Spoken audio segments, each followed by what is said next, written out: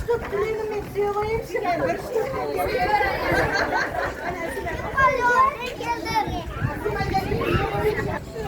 Ал құрметті балабақша ұжымы, зиялы тәрбиешілер, құрметті ата-аналар, сүйікті балақайларымыз, бүгін бізде ерекше той.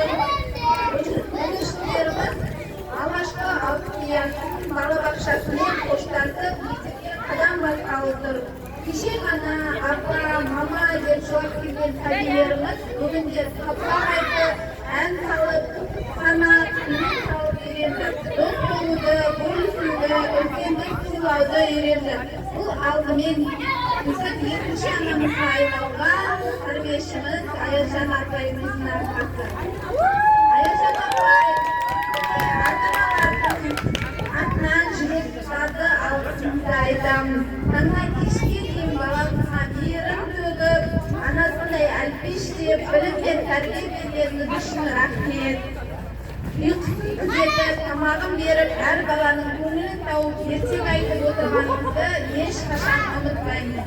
Балабақшаның күтушісі апайларына, музыка жетекшісіне, дене шынықтыруына, асханада дәмді тамақ пісіріп жүрген апайларымызға баршасына рахмет. Баламыздың балалығы бақытты өтсін.